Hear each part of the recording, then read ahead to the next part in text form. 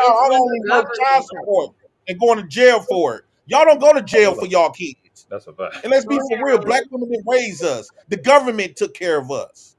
That black women just freeloaded. Hey, I ain't gonna Y'all lie. got paid to take care of us. Hey, my mama raised me, bro. I ain't gonna lie. It was my Well, mama and my I'm grandma. saying in the government. I'm saying for the It was my women mama, my that grew grandma. up in the government. Black women did not raise us. Go up, We JJ. stayed. Go up.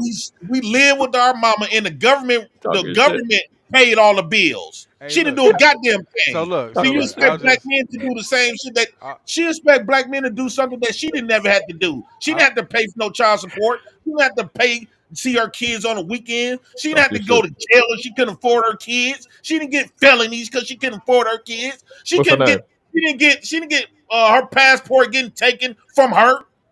She didn't get none of that. She got bailed out. She laid on her back, scratched up her back, and having babies after babies after babies by men after men after men. And the Get her. more kids she had, the more bedrooms she got That's in a right. bigger house, a bigger government check, $1,000 of food stamps, bigger Medicaid, bigger Keep going. Section 8, bigger WIC, bigger taxes, bigger everything. The only thing that the fathers got was hell in jail. Hey, yo, big. Like, we didn't create welfare. We were handed it. But welfare gave us all that we needed to say, fuck that nigga. And then we wonder why we have to return our children to their fathers, which is the prison system. Because the government is your baby daddy. Now give us our son. We fed him through food stamps. We housed him through HUD and Section 8. We the baby daddy. Give us our child. And they get to the point where they come collect. And now we look, and it's a pandemic, and it's an epidemic of melanated men in the prison system. Going back to their daddy, Uncle Sam, who raised them via food stamps and welfare and Section 8. And if we don't do something about it, we'll just continue to perpetuate the cycle. And I don't talk about what I don't know about. Because shit, I got jammed up because after my life changed, I didn't want to let the motherfucking system go. When I didn't need it anymore.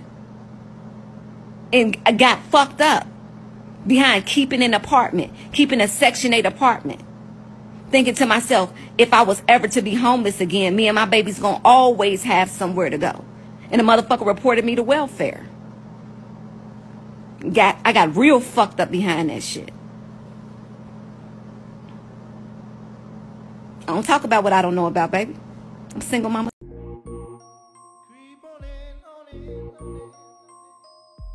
Perhaps most important, its influence radiating to every part of life is the breakdown of the Negro family structure. For this, most of all, white America must accept responsibility. It flows from centuries of oppression and persecution of the Negro man. It flows from the long years of degradation and discrimination which have attacked his dignity and assaulted his ability to produce for his family. This, too, is not pleasant to look upon. But it must be faced by those whose serious intent is to improve the life of all Americans. Only a minority, less than half, of all Negro children reach the age of 18, having lived all their lives with both of their parents. At this moment tonight, little less than 2/3 are at home with both of their parents. Probably a majority of all Negro children receive federally aided public assistance sometime during their childhood. The family is the cornerstone of our society. More than any other force, it shapes the attitude, the hopes, the ambitions, and the values of the child. And when the family collapses, it is the children that are usually damaged. When it happens on a massive scale, the entire community itself is crippled.